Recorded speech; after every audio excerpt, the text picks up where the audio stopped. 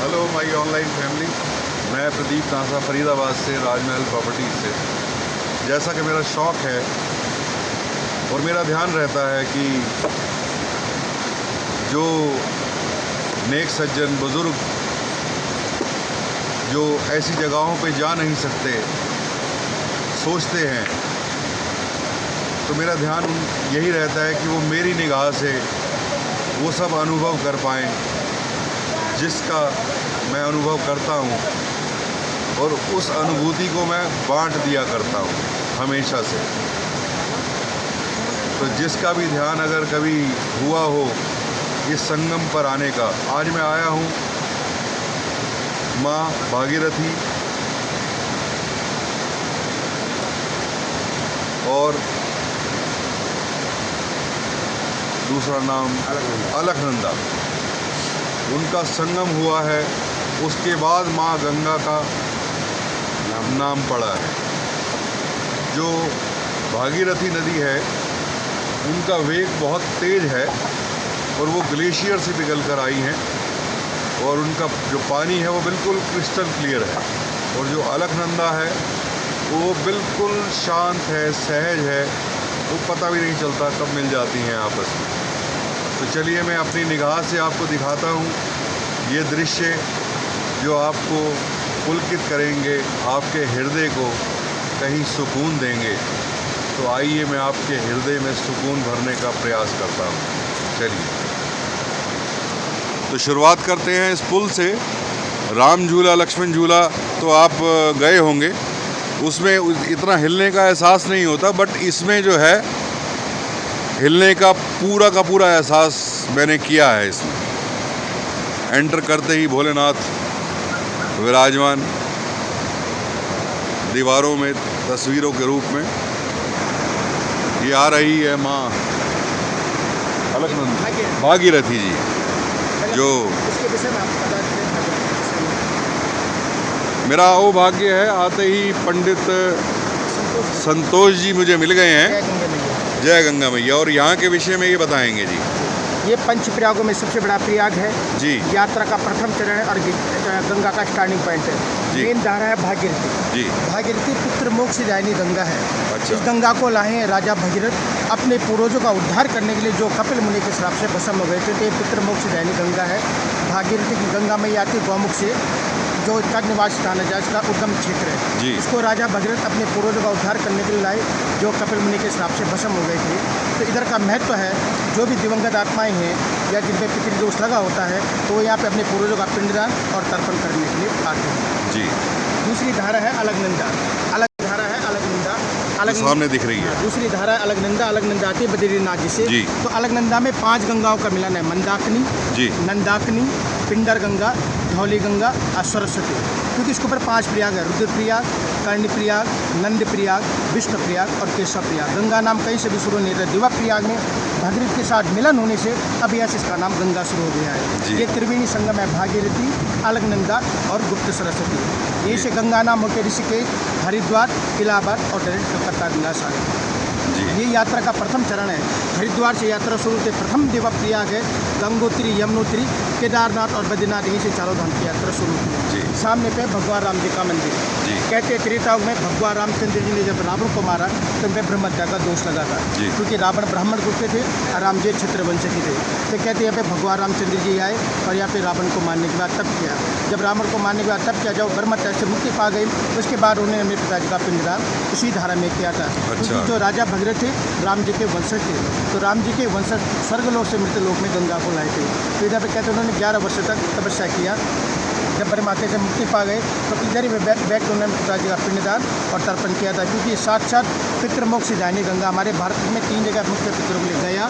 गया में फाल्गुनी नदी व भगवान विष्णु के चरण पादुका है। देवा प्रयाग नाभि केंद्र है और मस्तक है बद्रीनाथ। आप 14 बार गए जाइए, एक बार देव प्रयाग गए, मैं तो बराबर होता है। क्योंकि ये गंगा ना जो बद्रिकाश्रम में, ये गंगा नहीं देवा गया बिहार में खाली देवा प्रयाग ही तक है। अच्छा, जो ये पितरों का जो तर्पण है, ये यहाँ पे करना है या संगम पे करना होता है? भागीरथी के तट पर, भागीरथी तट पर वहीं पे स्थान बना हुआ है जहाँ पे पितृकार्य होता है। जी यहाँ जी पे जी साक्षात लोग कहते हैं जिनके पितरों को कहीं शांति ना मिले, हाँ। जिन पे पितृ दोष लगा, एक बार अपने पितरों का यहाँ पे पिंडदान करने से, तर्पण करने या उनके आत्मा शांति के लिए हवन करने से उनको सीधा मोक्ष का प्राप्ति होता है। जी। क्योंकि इस गंगा को राजा भगीरथ अपने पूर्वजों का उद्धार ही करने के लिए लाए थे। जी जी तो कहते जी। उनके 3 पीढ़ी तो समाप्त हो गई थी। हाँ जी। कहते राजा सगर चले गए, दिलीप चले गए, अंशुमान चले गए, 4थी पीढ़ी में राजा भगीरथ पैदा हुए, जी। 14,000 वर्ष पेड़ की तपस्या किया, तब इस गंगा को लाए। इसी जी। गंगा ने उनके सर्वपितरों का उद्धार किया था।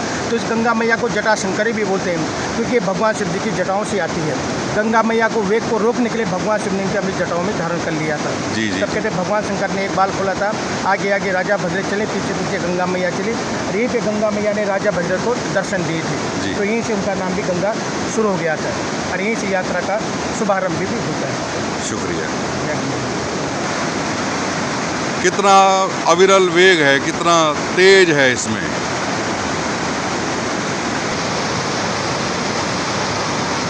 इससे खूबसूरत दृश्य शायद ही कोई होता हो इस धरा पर। बेहद खूबसूरत दृश्य। और जो साउंड ऑफ वाटर है वो तो निशब्द हूँ, शब्दों से परे है वो साउंड ऑफ वाटर। और वो सामने देवप्रयाग का संगम है, जहाँ 2 नदियाँ मिलकर आपस में माँ गंगा का रूप हो जाती है। ये पुल के मैं एंड पर आ गया हूँ, और यहाँ पे भगवान श्री राम का भव्य चित्रण किया गया है, और सामने ही महाकाल। दोनों ही एक दूसरे के आराध्य थे। भगवान राम भगवान शिव की अर्चना आराधना करते थे, और भगवान शिव भगवान राम को अपना आराध्य मानते थे। तो ही मोही मोही तो ही अंतर कैसा। ये पुल से आगे निकलते ही ये मार्केट है। मार्केट को क्रॉस करके जाना होता है। यहाँ पर कुछ आवाज़ मध्यम हो जाती है। बीच बीच में रास्ते में ये दर्शन कहीं कहीं हो जाते हैं मार्केट से गुजरते हुए।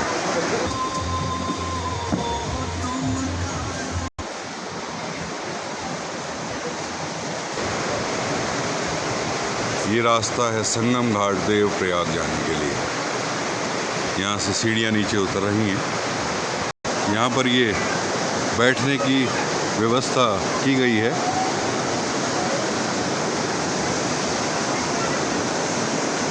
सामने मंदिर भी है माँ गंगा का।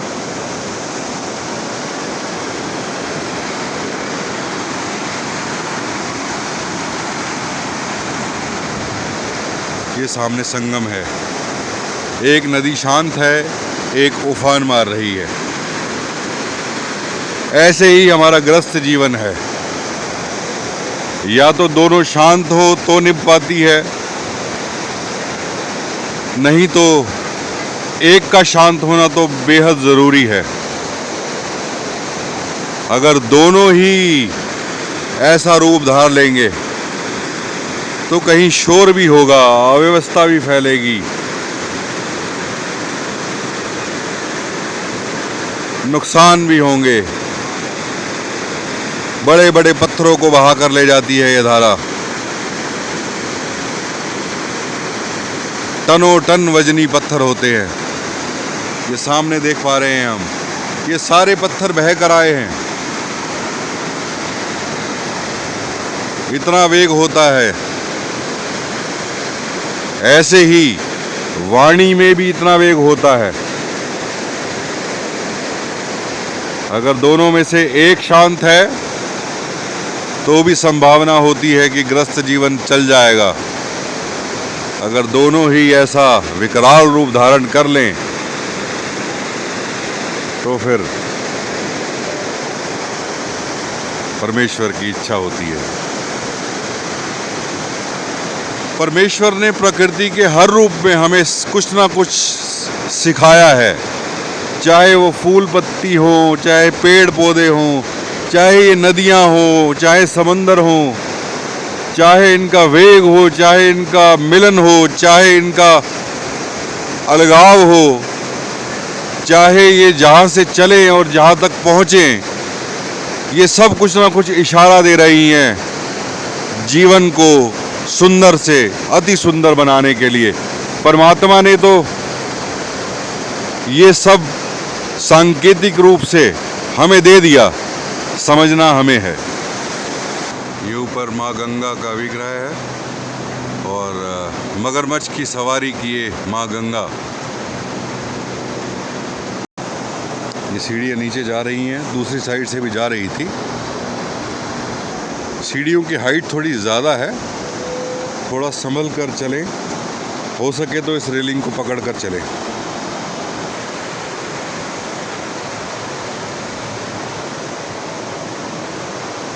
एक बिल्कुल मौन है जो पता भी नहीं चल रहा कि बह रही है कि नहीं बह रही है। और एक का वेग देखिए, और दोनों का जल जो है वो अलग अलग कलर में है।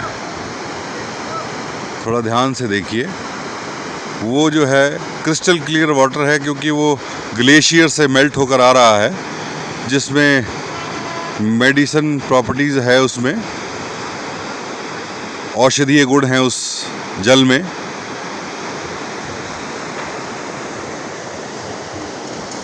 और ये दोनों नदियां मिलकर गंगा का रूप धारण करती हैं। जैसे शिव और शक्ति मिलकर ही पूर्ण होते हैं, ये भी संदेश भगवान शिव ने पूरे मानव समाज को दिया कि अकेला पुरुष भी पूर्ण नहीं है, अकेली स्त्री भी पूर्ण नहीं है। जब आधे आधे होते हैं तो पूर्ण होते हैं। सांकेतिक रूप में ये नदियां जो हैं इस बात का प्रतीक हैं, दो के मिलन से ही पूर्णता है। ऐसे ही आत्मा और परमात्मा का मिलन जब हो जाता है, फिर तो ही मोही मोही तो ही अंतर कैसा। यहाँ तक ये अलग है, वहाँ तक वो अलग है। सेंटर पॉइंट देखिए, जहाँ दोनों के दोनों मिल गए, एक हो गए और साथ हो लिए। ऐसे ही आत्मा जब परमात्मा को जान लेती है तो कहीं मुक्ति पथ पर अग्रसर हो चलती है, मुक्ति की हकदार हो जाती है। उत्तराखंड गढ़वाल मंडल के पुलिसकर्मी भी तैनात हैं व्यवस्था को सुचारू रूप से संभालने के लिए। और ये जो स्थान है, जो यात्री अफोर्ड नहीं कर पाते, पैदल यात्रा करते हैं, चार धाम की यात्रा पर निकलते हैं, जिनमें समर्थ नहीं होता कि वो धर्मशाला भी अफोर्ड कर पाएँ, तो गवर्नमेंट की तरफ से उनके लिए ये शेल्टर्स हैं, ओपन शेल्टर्स फॉर ऑल। कोई भी रात्रि को यहाँ पे रुक सकता है। जैसे ये चूल्हा भी बना हुआ है, भोजन की व्यवस्था भी यहाँ पे कर सकते हैं चाहे तो। यहाँ पे रात्रि को रुकने की मनाही नहीं है, कोई भी कभी भी रुक सकता है। जैसे हम देख पा रहे हैं कि ये एक छोटा सा रूम बना दिया गया है और 2 या 3 लोग आपस में सो रहे हैं। ये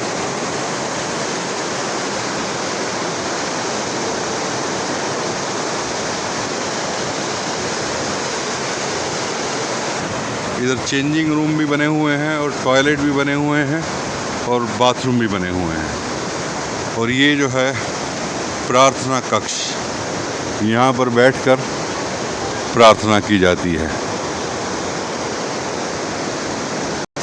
और यहीं पर ये वो स्थान है जहाँ शरीर को अंतिम बार लिटाया जाता है। अग्नि को समर्पित करने से पहले जो घड़ा घुमाया जाता है चारों तरफ, ये वो स्थान है।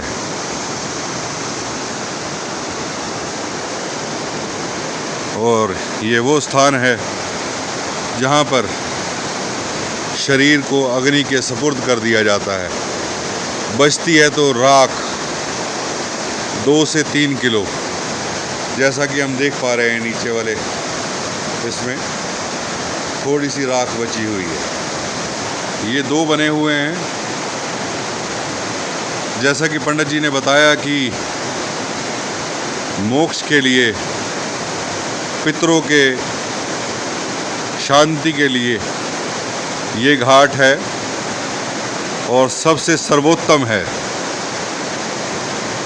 तो कईयों का ध्यान होता होगा कि अगर हमारे आने वाले हमारे घर के प्राणी अगर इस शरीर से विदा ले गए हैं, इस दुनिया से विदा ले गए हैं, तो उनका जो अस्थि विसर्जन है वो यहीं के यहीं हो जाए और उनकी चिता को जो है यहीं पे अग्नि दी जाए।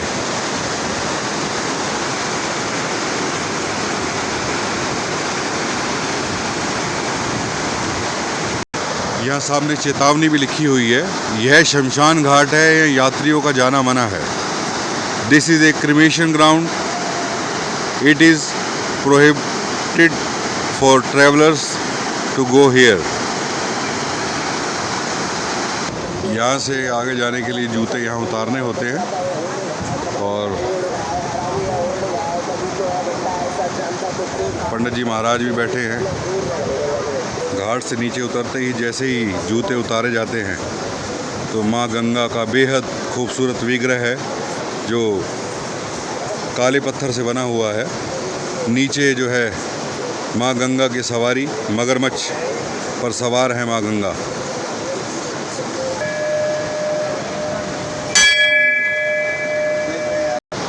ऐसी मान्यता है कि भगवान श्री राम जी के चरण चिन्ह हैं, क्योंकि जब रावण एक ब्रह्मज्ञानी था, प्रकांड पंडित था, वो तो अहंकारवश जो है बुद्धि कहीं मलिन हो गई थी उनकी, लेकिन वो ब्राह्मण कुल से था और सारे वेदों ग्रंथों का ज्ञाता था। तो भगवान श्री राम जी ने जब उनका वध किया, वध करने के बाद इस स्थान पर आए, यहाँ पर जो है उस ब्रह्म हत्या के पाप से अपने आप को मुक्त किया। मानसिक रूप से उन्होंने समझ लिया कि मुझे ब्रह्म हत्या का पाप लग गया है, क्योंकि वो प्रकांड पंडित थे रावण जी। और मान्यता है कि ये जो चरण चिन्ह है स्वयं भगवान श्री राम जी के हैं। जहाँ भगवान श्री राम हो उनके परम भक्त ना हो, ऐसा तो पॉसिबल है ही नहीं। हनुमान जी तो हर जगह ही हैं, इनके साथ साथ हैं। उनके चरण चिन्हों के साथ ही भगवान श्री हनुमान जी का एक विग्रह रखा हुआ है। और यहाँ पंडित जी बैठे हुए हैं, सिंदूर लिए, चंदन लिए, अक्षत लिए, आशीर्वाद देने के लिए सबको। शंख की ध्वनि पीछे से सुनाई दे ही रही है हमारे को। ये मेन संगम है, यहाँ पर तर्पण आदि श्राद्ध कार्य पूर्ण किए जाते हैं।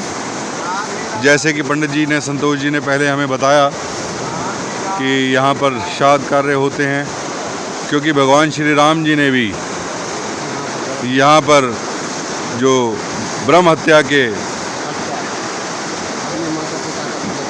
अपने माता पिता का जो पिंडदान था वो भी यहीं किया, और इसी भागीरथी माँ में। और रावण के वध के पश्चात जो उनको ऐसा लगा कि मुझसे ब्रह्म हत्या का पाप मेरे माथे हो गया है, तो उसका पश्चाताप भी उन्होंने इसी भागीरथी नदी में आकर किया। और चरण चिन्ह मैं आपको दिखा चुका हूँ। ये पूजा की सामग्री होती है, जल है, अक्षत है, फूल हैं, चंदन है, और भी जो भी विधियां होती हैं, जो मंत्रों का उच्चारण होता है, वो सब यहाँ पर किया जाता है।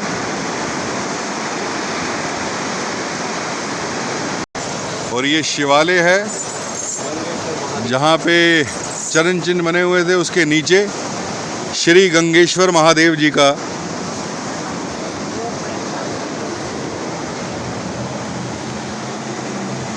पूरी फैमिली विराजमान है। श्री गणेश जी, ब्रह्मा जी, नंदी जी तो उनके परम भक्त हैं ही।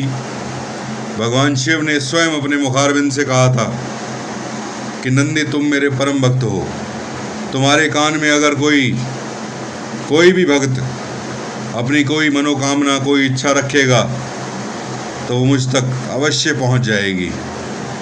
और ये भगत जी तो हर जगह होते ही हैं। काश कि मैं भी वक़्त के पैगंबर का, समय के सद्गुरु का ऐसा परम भक्त बन जाऊं। आज मैं मानसिक रूप से ये इच्छा करता हूं और ये प्रार्थना करता हूं कि मैं भी वक़्त के पैगंबर का ऐसा ही भक्त बन जाऊं जैसे ये महावीर हनुमान जी बने। पंडित सुरेश चंद्रा जी बहुत प्यारे महात्मा जी हैं, बहुत प्यारे महंत हैं और कोई इनको लालच नहीं है, कोई लोभ नहीं है। बहुत प्रेम से मुझे मिले हैं, बहुत ज़्यादा प्रेम से मुझे मिले हैं कि इनके बारे में कुछ कहना मैं क्या कहूँ। इतनी प्यारी इनकी स्माइल है, बहुत सहज भाव के हैं। ये पंडित जी यहीं पर होते हैं। किसी ने कोई अगर पूजा पाठ वगैरह कुछ कराना हो तो ये पंडित जी यहीं पे अवेलेबल होंगे। और भी बहुत से 6 महीने आप बद्रीनाथ रहते हैं? अच्छा, 6 महीने आप यहाँ पे रहते हैं जी। एक तरफ मैंने शिव परिवार दिखाया आपको, दूसरी तरफ जो है ऐसे ही गुफा बनी हुई है और नंदी जी महाराज विराजमान हैं और भगवान भोलेनाथ और बहुत प्यारे स्वामी जी। ये कल्कि अवतार का विग्रह है जो बहुत कम देखने को मिलता है। शायद मैंने पहली बार ही देखा है कहीं किसी जगह पर। यहाँ पर बैठकर ये हवन होते हैं, पूजा पाठ की जो विधियां हैं वो संपन्न की जाती हैं। इस गुफा का जो नाम है वो सूर्य गुफा है। सतयुग की बनी हुई है, इतनी पुरातन। जब से माँ गंगा आई है। वाह, मेरा परम सौभाग्य है कि मैं इस गुफा के अंदर हूँ। ये सूर्य गुफा है और जब से माँ गंगा है इस धरा पर तभी से ये सूर्य गुफा है यहाँ पर। कितनी अद्भुत और कितनी बेशकीमती धरोहरें हैं हमारे भारतवर्ष में जो अनछुई रह जाती हैं, अनदेखी रह जाती हैं, या जिनका हमें कहीं पता नहीं चल पाता।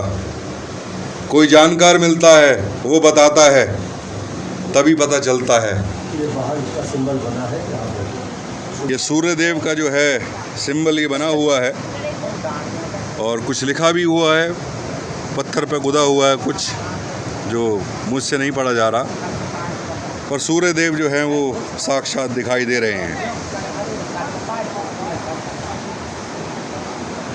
हाँ, तो मैं बात कर रहा था कि कुछ बातें जो हैं अनकही रह जाती हैं, अनसुनी रह जाती हैं, क्योंकि उसके विषय में हमें जानकारी नहीं हो पाती, क्योंकि कोई जानकार हमें मिल ही नहीं पाता। ऐसे ही आज के युग में ब्रह्म ज्ञान संभव है, जाना जा सकता है। चाहिए तो एक जानकार, वो जना सकता है इस ब्रह्म को, इस पार ब्रह्म को, इस परमेश्वर को। फिर हमारी आत्मा जो है विलीन हो जाती है इस परमेश्वर में, इस परमात्मा में, हमेशा हमेशा हमेशा के लिए। फिर वो अवस्था आती है कि तो ही मोही, मोही तो ही अंतर कैसा। राम कबीरा एक भये, अब कोई न सके पहचानी। जीता जागता उदाहरण सामने हमारे, दो नदियों का संगम। पहचान के दिखाओ कौन सी अलकनंदा है, कौन सी मंदाकिनी है। 10 कदम पर पहचान के दिखाओ। मिल गए हैं एक दूसरे से, चाहे ये कितना शोर मचा रही हैं, कितना एक विकराल रूप है इनका, ये शांत रूप है। अब दोनों में से पहचान के कोई दिखाए किसका विकराल रूप है और कौन शांत है। दोनों मिलकर माँ गंगा का रूप हो गई। ऐसे ही हमारी आत्मा जो शोर मचाती है, विकराल रूप धारण करती है, इस शांत परमात्मा से जब मिल जाती है, इसके दर्शन प्राप्त हो जाते हैं, तो वो भी मौन हो जाती है, मुक्ति पथ पर अग्रसर हो जाती है। तो परमात्मा की जानकारी संभव है आज के युग में। अगर कहीं किसी के कानों में ये आवाज़ पड़े तो अन्यथा ना लेना।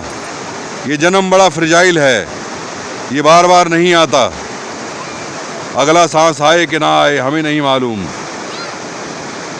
तो कहीं कानों में ये आवाज़ पड़ जाए कि परमात्मा की जानकारी संभव है, तो ज़रूर ऐसे जानकार को खोजें, ऐसे जानकार के पास जाएं और अपना उद्धार करें, अपना कल्याण करें इस जन्म में।